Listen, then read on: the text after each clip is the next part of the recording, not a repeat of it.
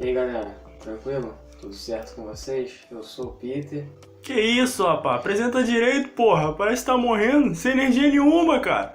Modo cooperativo.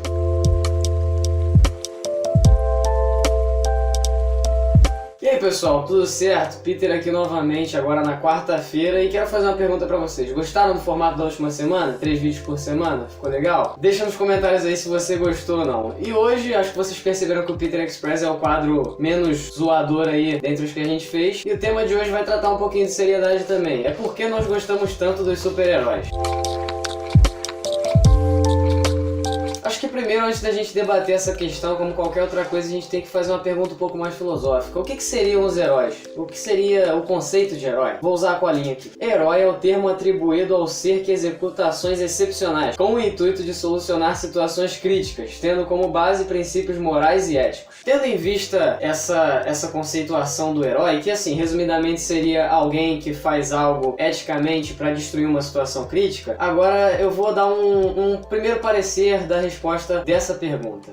Bom, então vamos lá. Por que a gente gosta tanto de herói? Porque a gente precisa de herói. A gente precisa se espelhar neles. E para comprovar isso aqui, eu vou dar alguns exemplos e fazer alguns paralelos com a realidade. Exemplos da ficção, claro. Então vamos lá.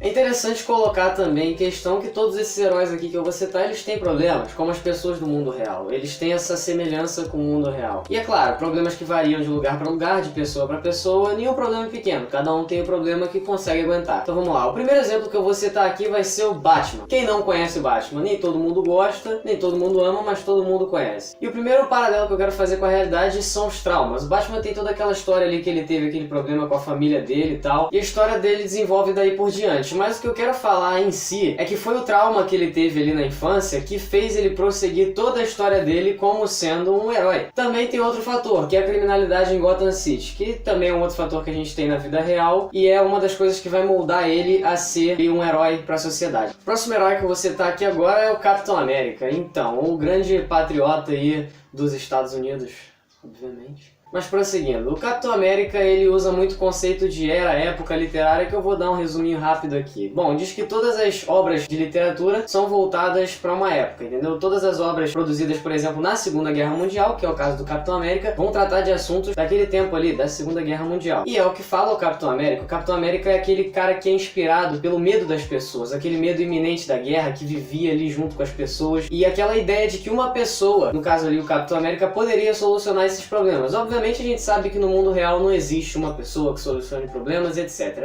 Nem para um lado, nem para outro. As pessoas precisavam de algum herói que enfrentasse o mal, que enfrentasse a guerra, e aí criaram nas HQs, obviamente, o Capitão América. E o terceiro herói dessa lista aqui... eu acho que tá no terceiro, né? Tá.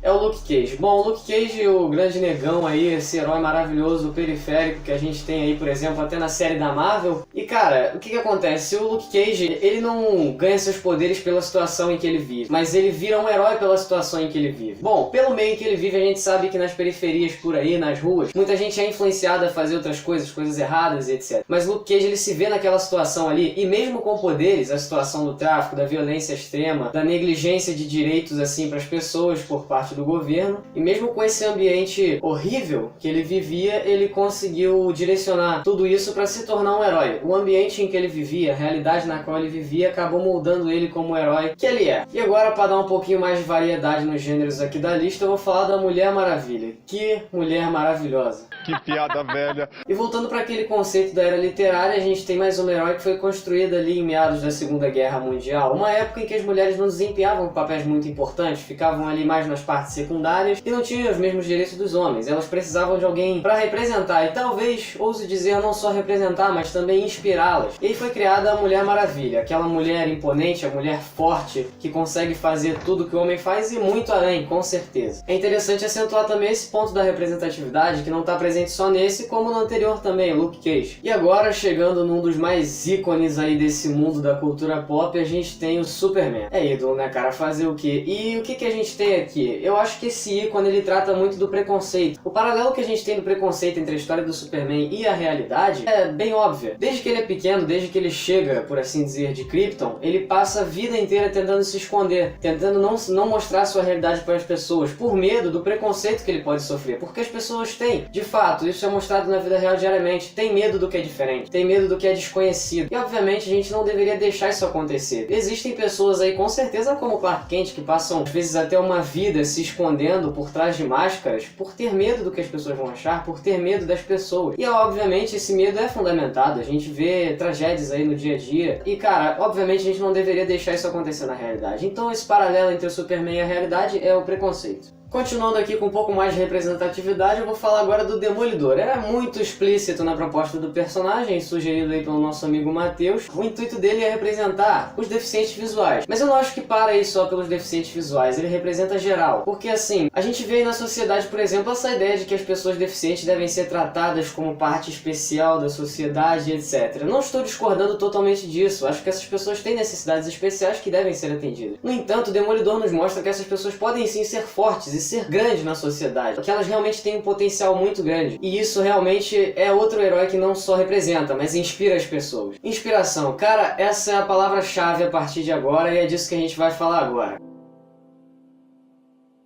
A inspiração, ela é simplesmente um dos motivos pra gente querer criar os heróis, entendeu? Eu diria que simplesmente também pela falta de inspiração no mundo real e em muitos meios que a gente deveria ter inspiração. Vou citar um exemplo aqui banal, um exemplo trivial, político, por exemplo, em que principalmente no Brasil, talvez um problema mais regional, não sei, onde justamente deveriam ter os exemplos de toda a sociedade, a gente encontra só roubalheira aí de todos os lados. Muitas vezes também no meio familiar, onde as pessoas deveriam encontrar inspiração e às vezes só encontram a decepção.